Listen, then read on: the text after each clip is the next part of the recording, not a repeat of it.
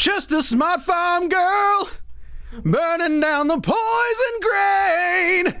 She took the spaceship going anywhere. We're talking Zeph. You're tuned in to AfterBuzz TV, the ESPN of TV talk.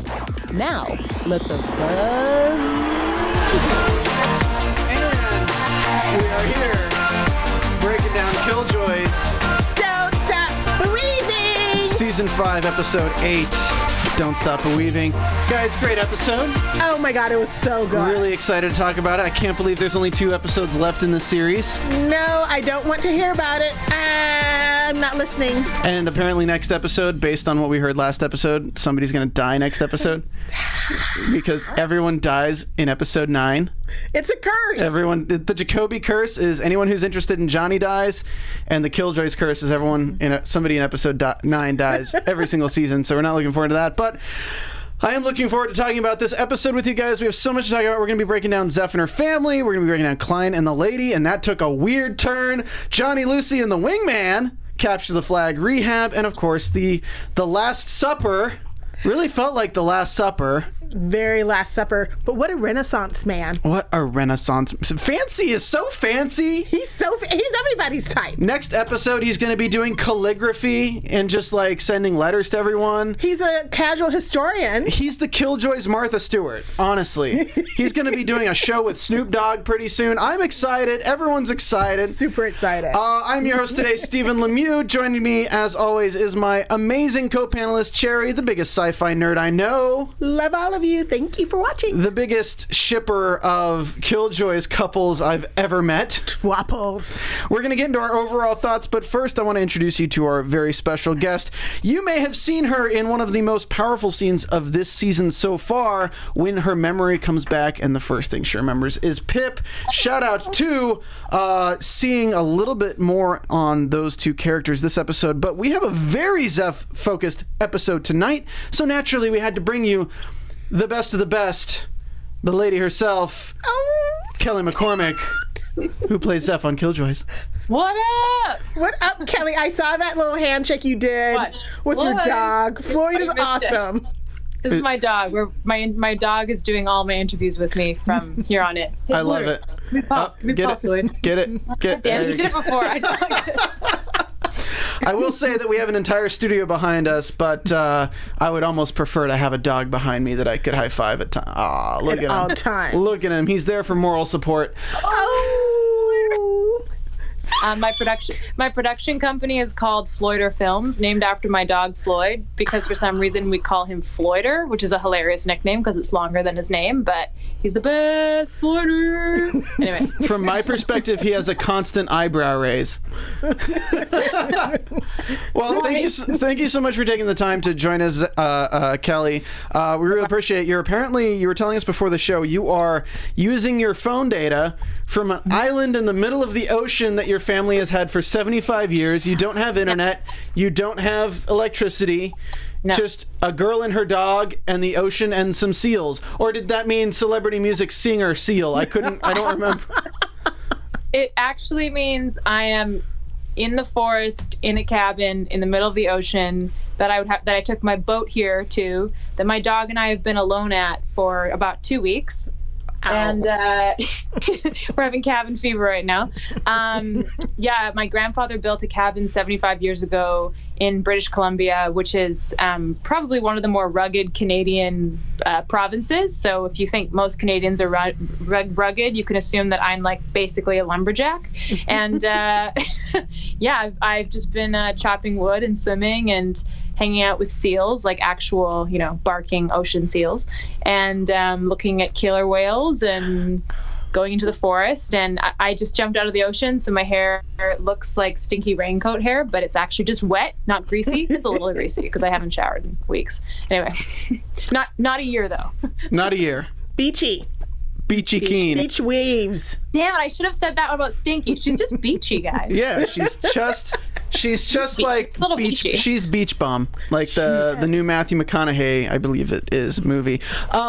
So I'm really excited because like this whole season has been kind of an ode to each different cast member, and it's been great to have them on the show.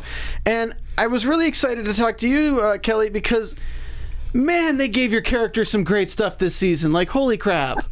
Like, I know. I felt so grateful. I mean, there's nothing I like more than being given, like, I can't think of a better situation than being given like a crazier, scrappier, dirtier, grubbier version of your character who's also like doesn't like has less of a filter and doesn't even understand the stakes of the situation. Like, it was so much fun, and all the stuff that Zeph gets to do with Dutch this season has really amplified their relationship and deepened it. So I think between the first 2 episodes of season 5 and the episode you just saw, some of that felt like a bookend of their like relationship. But yeah, I felt so grateful. I had way too much fun. No one should ever give me that. No one should ever let me have that much fun. Watching your character from the first, when you had a crush on Dutch and you were just a shy, geeky chick, and now you're like a woman. What's it like, that character growth?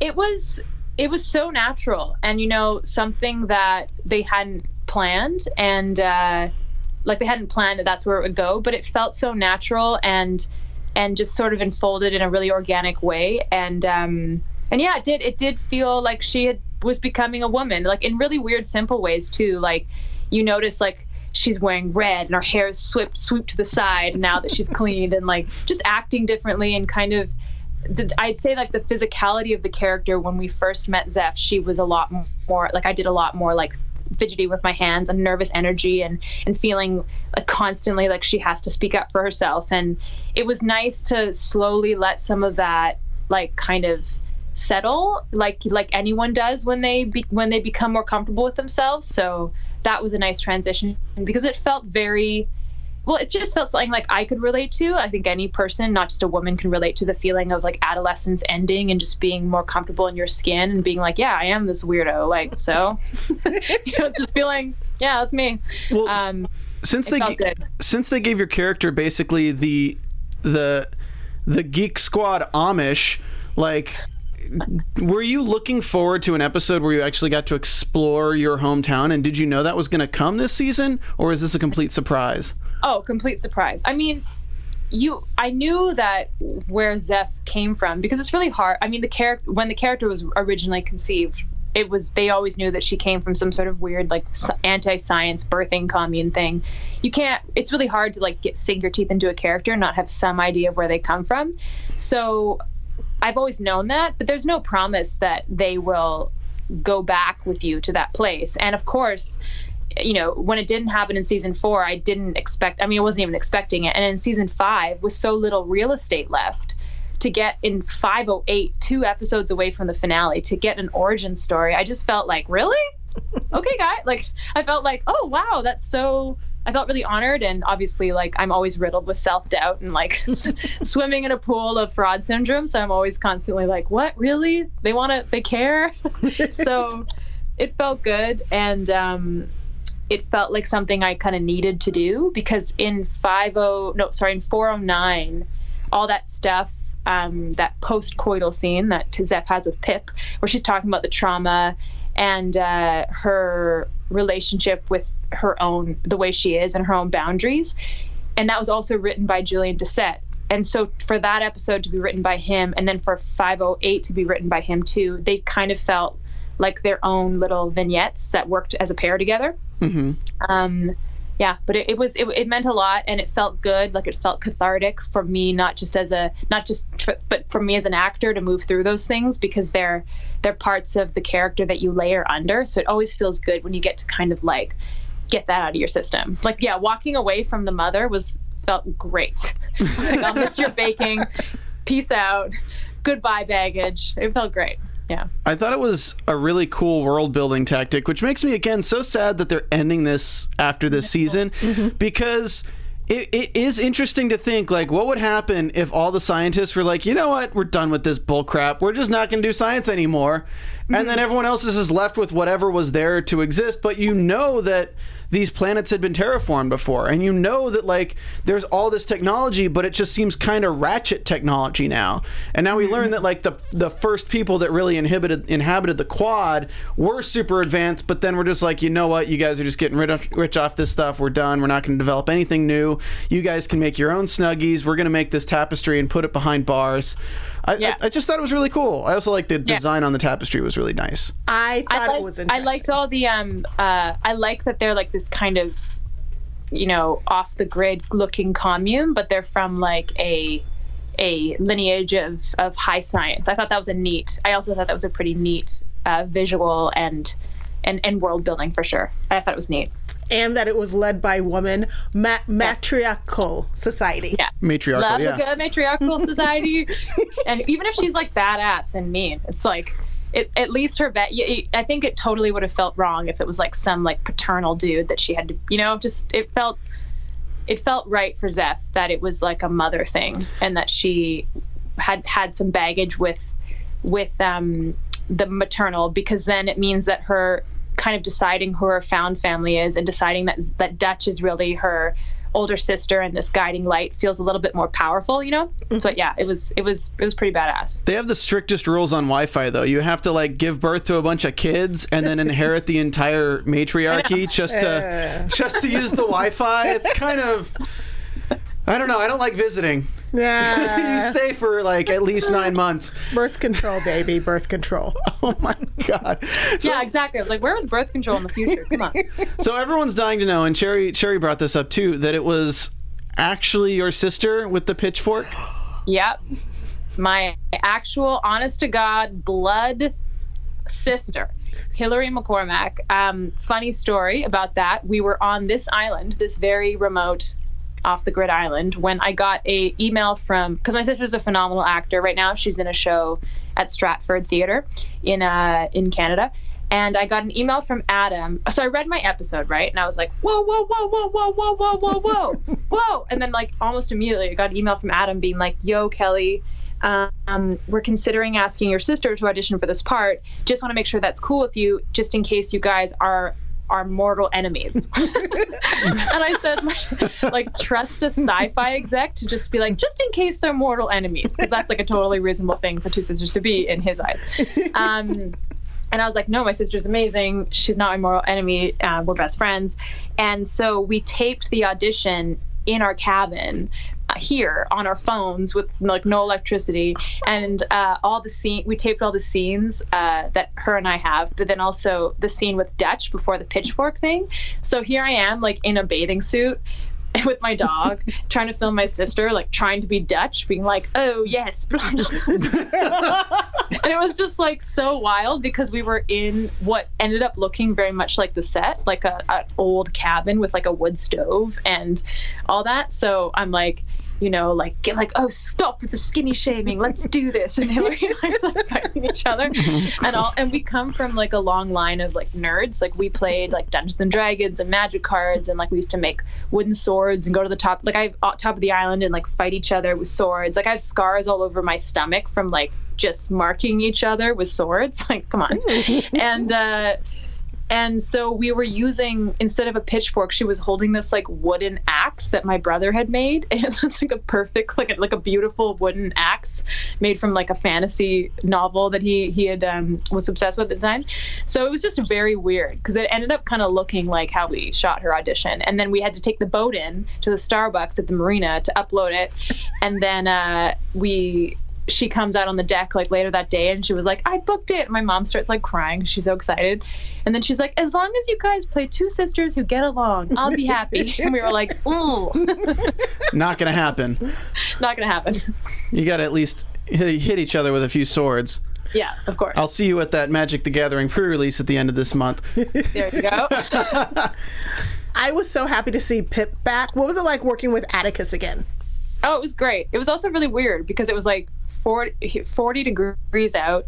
We were dressed, I'm pregnant, in a wedding dress basically, and he's dressed like Jesus. And we were like, I shot a whole season without him. And it was kind of really like, in 409 was like obviously a really tough episode. It was tough to shoot. It was tough to like get through. And then like saying goodbye to him was sad. Like him and I were tight because we went on hiatus, and then I shot a whole a whole season without him there. So it kind of felt like it was very melancholy to have him back. We were like, oh my gosh, hey, okay, bye, love, see you later. But it was fun. It was like a very weird, like Rosemary's Baby-esque setup with like bush. What are they called? Bushweeds, or what are they called? Those like weeds that are like flying. Tumbleweeds, yeah. Yeah. And just like walking around set pregnant was weird. It's also very funny because trust Julie and Doucette to know like what would be a nightmare for me and for Zeph, but for also me. I mean, it looked like a scene straight out of Midsummer. I liked it. I love Pip. I love you guys together. I was so sad when he died. Yeah. Atticus is probably like, can you just hallucinate more often? Like, just like take more drugs so I can be on the show more. Do it. Yeah. This episode had a lot of drugs. We drugged Zeph. We also drugged every prisoner with Rylix. So kind of a drug heavy episode. I was hoping for a little bit more of an acid trippy thing, but we also already covered that back with Dutch and Johnny going to the weird hippie commune. So I'm glad that they focused more on your family origins as opposed to just, all right, now let's go into a weird find yourself acid trip, because you've already kind of found yourself at this point. We've already explored that, and you've already been kind of sent away by Turin, and we find what happened to him after he, threw you in a room and locked the door. Yeah, I thought he'd escaped. He did not escape. Oh, I thought he'd escaped. So I know that this show is created and led by Michelle Levrette. As a woman who is creative, what have you learned from working with her and the other writers who happen to be of female persuasion? That question is like, oh man. I mean, Michelle Levrette is my mentor. Like I would say, as soon as that line, like, go put your mentor pants on, Johnny, happened, I think I emailed Michelle and I was like, hey, I know I'm an actor, and I'm new on your show, but like, I'm going to force you into mentor pants because I myself am also a writer and a director and a filmmaker, and she's just so smart. So like, as recently as a month ago, I'll send her messages being like, I'm taking you out for dinner. And then I'll sit there and I'll just like with a pad and paper and listen to everything she says. The female above the line imperative that was on this show was so felt by everybody. It not just Michelle Levrette, but like all the female executives on the show, but then also Adam Barkin as well. Like the respect that he gives the females working, and the amount of times you can see him pitching it to her and saying like this, she's responsible for all this, and really giving her a platform. Like Michelle is the trickle down, like every single person on this crew was handpicked in some way by her, and the kind of attitude she led with this crew. And that's what happens when you have, in some ways, women above the line in production teams, because they demand a certain amount of habitable behavior to create a sustainable working environment, and they're not moving forward with the kind of old school idea of filmmaking, which is like, go, like we need to run this like a military. It's like not really what this is anymore. So yeah, as a female creator, working, like reading Michelle's scripts all the time, seeing how she interacted with her directors and the executive producers and the producers was so, I learned so much from watching her, and watching like Beth Illy and Karen and Claire, like all of them were a dream. It was just a dream. I'm sure you've heard this from every Killjoy on the show. They're like, this was the best working environment of all time. All of us are just mourning it at this point. I mean, it's definitely genuine, though. It's not like the Game of Thrones cast questions. Like, what do you think of the final season? It's like, it is the greatest piece of writing that has ever made. It is phenomenal, and they are the best writers. Like, you guys are genuine, which is really enjoyable, because, like, I feel like once the cast and crew are out on the show that they're in, you know that the quality just takes a dive. So, like, it's better to have, like, a consistency throughout, that everyone's just, like, everyone's team, everyone else. And that's why I'm pretty sure we're going to see all the people from this cast working together a lot through the rest of their careers, because everybody's cool. I do want to go into Zeph and her family really quick and ask a few questions to you, Cherry, because a lot of this was interpretation, because we throw you in the pit. We find out that you were in the pit at 8, at 10, at 12. You really just every 2 years decided to do something stupid or get caught. How dare you, science? Terrible. But like the things that you were like thrown in there for were dumb, like writing letters in the sand. Like, okay, great. So you can't have like a Zen garden. You can't read and write. You're not supposed to read and write. Yeah, it's like a self-imposed Handmaid's Tale. Yes. So Dutch in the pit says, the weakness of family is the fact that you can manipulate your family. I want to ask you guys, the Great Mother, at the end, was she genuine or was she manipulating Zeph again? I think maybe it was a combo, or 70-30 maybe, 70% 30. I think that the Great Mother is a smart woman, and what I liked about that character and Jennifer Wigmore, the actor who played that character, is they didn't kind of go for like a kind of witchy, like old woman-y, like this, like conniving. Like, she's clearly a boss bitch who runs this company and commune and family, and she's saying to her, like, and I liked the fact that she was like, listen, I wasn't going to let your intelligence go to waste. You are the one we've been waiting for, and you're going to bring this family and this community back to its original glory and whatnot. I think that she was telling the truth. And but when she starts talking about like, don't abandon your family and don't do all this, like, I think in those ways she's manipulating Zeph in keeping her there in a way that she knows how to take advantage of her insecurities and the fact that Zeph is a really loyal person, and her mother probably knows that about her, and she's like, you've abandoned us and you need to stick with us. And that's why I love the line about, if you knew me, you would know I would never abandon my family, because at the end of the day, what the mother is saying is, like, I know you, Zeph, and you shouldn't be abandoning your family. And Zeph is like, you're right, and I'm not. So like, the fact is like, the fact that you're accusing me of abandoning my family is like, if you really knew me, you know I'd never do that. And so I think it was like a combination, but I don't think she was lying. I never interpreted it as that those weren't actually her plans for her. I think those were. And I think Zeph, on the day, I'm trying to remember, on the day, I was truly thinking about it as if this was a potential. Like, this is like, oh shit, like, this woman who I probably was terrified of my entire life, she obviously put me in the pit a bunch of times, is telling me that I am the chosen one of all of the family. I mean, she says earlier, like, history remembers the freaks, and I love that line because it's true. And it's like that kind of coming home that you almost dream of up to a certain point in your life. You're like, when I come back home, people are going to remember me for this and this and this.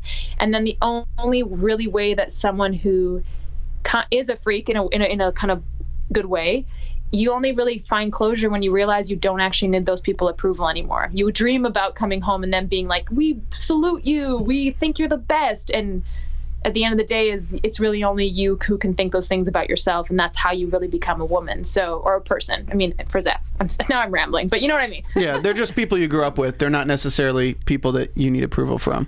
Yeah, and the fact that she's, for a brief moment, you see Zeph revert back to like a childhood state in her grief and in her insecurities, and think, wow, like this person is telling me I'm worthy. And then she remembers, hold on. And it's kind of like, it's so beautiful because that's what Pip says to her at the end of the hallucination. She goes, Pip wouldn't say that. And he says, well, what would I say? What would I say, Zeph? And what that moment is that kind of her subconscious being like, remember what Pip said to you. And then she remembers in that moment. And it's just such a fun, like, it was such a great turn of events emotionally for me as an actor to get those lines all lined up together. It was a really good growth for her. I think JD did a wonderful job writing it because it felt very real, where a manipulative parent does do that. And she wanted to make Zeph stay, but she wanted to break Zeph to a certain degree to follow the path that she wanted her to go on. And that was what I really enjoyed about it, and I enjoyed the interaction that you guys had. And I think that the jealousy of Zaya played so well because you guys are real sisters. And, I know Hillary got to work out some shit through that, didn't she? I know. That shooting scene, I'm like, sometimes I'm like, that would have been me and my sister fighting. I mean, it was interesting how they played it up, because I definitely think that last season Zeph would have made a different decision at the end of this episode.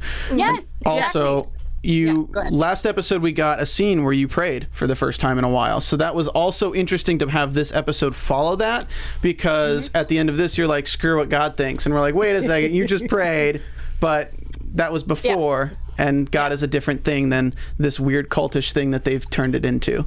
Yes. It's like kind of like the mom tried to manipulate her, tried to conquer her like the old version of Zeph, but Zeph has changed because of Team Opposite Force and because of Dutch.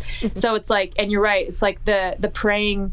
This was like her last stance, and so when she leaves, it's like she's like, I don't pray to that God anymore. I pray to science, and I feel like, you know, even if you don't come from a anti-science birthing commune in space, you can still relate to the feeling of letting the people who have power over you in that way go. Like at the end of the labyrinth, you have no power over me. Sorry guys, had to Hey, do that. get the baby back. And also let's end it with the fact that Dutch is now kind of known as your found family, and they've really developed this bond from being a possible sexual attraction to now being legitimately like the family aspect, and we're not going to have to worry about shipping Khlyen or shipping Zeph. I was like, why can't it? What, sister, girlfriend, BF, crush, girlfriend, Sister, wife. Hey. Yeah. Hey. She's very attractive. You guys are both very attractive, so it's very realistic. I know. She's my sister, but like, you know, step siblings are kind of like, so cute. We're not really blood related. Moving on. Come on. We've all seen Clueless. Get on with it. Hey. Stop trying to make fetch happen right now. With the homie. Sorry. I know that you are coming up in a movie soon. We have to get to the rest of the episode, but I do want to give you a chance to promote what's coming up soon. Are you going to be like on The Expanse again? You have a movie coming up that Cherry's a fan of. Like what's going on here, Kelly? Dish. What's happening? I'm still on Letterkenny playing a trash talking hockey player. Hell yeah. Which is on Hulu now. Expanse, you're gonna have to wait and see. Probably but I not at the moment. I didn't do last season, so I mean wait and see as in like I'll wait and see as well when I get phone call. My film, it's the film we haven't released the new title for the film, but the film is about sugar daddies and is about I play a musician. It's a film that I wrote, produced, and star in, and Aaron Ashmore is in it as well. And I will say this, it will probably traumatize Killjoys fans, so get ready. And there's no way you're going to tell us the new title of that film right now, is there? No, I can't. Aww. I can't, but it's really gnarly and disgusting and grotesque and amazing, and it's like a feminist rage piece that I wrote in a very angry place. So, game on. I bet it's called Floyder. You had me at I guess feminist. You had me at feminist rage piece. Yeah, it's just like my kind of like burn it all down to the ground film. Okay, well. And after this, I'll write like a really nice love story or something. So all your pent up rage against Aaron Ashmore will be taken out on him. No, I have no. You can't have rage against Aaron Ashmore. Look at his eyes. Look at his beautiful blue eyes. He's so cute. No. Aaron Ashmore and Aaron plays my music manager in the film, and who I'm not related to. So clarify. So anything could happen. Well, yeah. Anything at all. Anything at all. I just think I told Michelle what happens in the film, and she's like, I can't watch it. I can't watch your film. Oh, no. Well, thank you so much for taking the time to join us, Kelly. We really appreciate it. Thank you so much. We really hope that you don't die next episode or the one after that. No. Me too.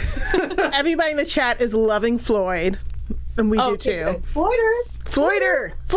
And he's got a scarf on. Floyder. Who's that? Oh, he can hear me. I can't let this continue. We have to get... So, thank you, Kelly, and we will hopefully talk to you again soon. Bye. Bye, guys. Love you. Thanks for chatting. Thank you. Let's jump into Khlyen and the Lady, because this is a weird story going on, y'all. Hey, I called it. I knew there was some sort of daddy issue, and he's replacing his ungrateful daughters, Dutch and Anila. Ungrateful half us. So she's apparently established some kind of attachment to Khlyen through his living in the green and her observation of him, and she has always been jealous of the way that they treat, that he treats Anila and Dutch, and basically like, tell me a story, daddy. Basically, the lady has become every other lady watching this show who's saying, tell me a story, daddy, to Khlyen. I don't want to dwell too much longer on this because we can get into some predictions about what we think is going to go on, but that's basically what's going on. And at least we know that Khlyen is thinking of Turin's words of maybe for once in your life live up to Dutch's expectations. Moving on, Johnny, Lucy, and the Wingman. I love the beginning of this episode, the sitcom The Christmas singing. Day. He's so happy Lucy's back. Everything's good. Davin's trying to be a wingman, checking out like, hey, Warden, so you seeing anyone asking for a friend? Not creepy at all. Women definitely believe you when you ask if they're single and then say asking for a friend. Then he asks Calvert, so it's looking like Calvert and Warden. Davin's setting up some kind of bachelor game with Aaron Ashmore. Anything that's female. But hey, he forgot. Fancy is everybody's type. Exactly. Fancy's going to get them both. Capture the thruple is Fancy. Calvert and the Warden. Moving on, we decide to throw some Capture the Flag rehab, where what better way to rehabilitize some criminals than opening up the ship to all of them and letting them play Capture the Flag. Obviously, Dirk is kind of an asshole, gets his ass shot. We find out that it was the Doctor who looked like Gru from Minions, like a human version of Gru meets the guy who sings the song from Kingsman: The Secret Circle. That is him. It was a wonderful team It's not the building same effort. guy, no. It looks like him though, doesn't it? It does. It was a team building effort, And it worked. and I'm glad Mace isn't the one that killed the guy. I like Mace. Mace is dope. He's like honorary Killjoy. I'm kind of liking him a lot. You know, hey, our brothers went through a lot, and they ended up being great Killjoys. I knew the Doctor was going to be the bad guy as soon as they introduced him, because I'm like, this guy's way too good of an actor to be a throwaway character. I'm like, this guy's great. Like, he has the look. He looks menacingly doctorish. He looks like he looks up WebMD and then prescribes the wrong thing intentionally. He's going to be a villain. Oh, yes. Total villain. The way they had him all drugged up, and the minute they gave him an excuse to drug him up, he's like, yes, He's like, drug you up. Oh, that one. I just put a pill on his face. Couldn't breathe. Funny. That's rehabilitation. Oh, Doctor Deathwish here. The teams are chosen. I love Johnny and Davin's little, like, fantasy football trading characters. Like, you take Calvert. No, I'm going to take Calvert, but you get this person. Do you really want Calvert on your team, Johnny? What are you thinking about that? It's like, okay, you can have her. That's great. And it, like, this really tees up why I really wish we could have gotten more time with this show, because Calvert and Mace are such great characters. And they've built them up so well, and the show doesn't kill great characters that easily, so we know they're going to be around at the end, and we're going to be wondering where they are.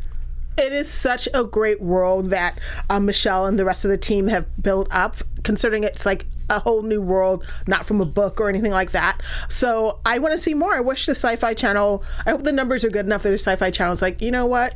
We need to do like a spin-off series. I don't see a spin-off series happening, but maybe a Netflix movie if it does really well in the streaming numbers. Either way, I think it's like... It's cool when you see characters that you're like, I want to see them interact with this other character. Like, I want to see Mace interacting with Turin. I want to see freaking Calvert interacting with Pre. Oh, right? yeah, that'd Because, be like, cool. she's the Spitfire, he's the Warlord. Like, there's so much great potential within these characters interacting with the ones that they have yet to get an interaction with. So, let's move on to the Team Awesome Force dinner. We finally get some trust between Mace and Calvert setting up. Basically, this episode was we have to find the lady's weakness, and we have to build up teamwork with the felons so that they don't just murder everybody out there once we let them free. They have to murder specific people because we want to kill these squid bugs.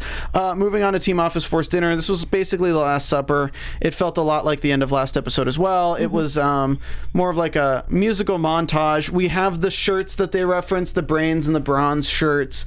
Lots of fan service at the end of this episode. Oh, yeah. Lots of fan love. Is it finally kind of dwelling on you, like dawning on you that this is the end of the series? This episode was the one that really made me realize we don't have 5 or 6 episodes left, that we only have like 3 episodes left.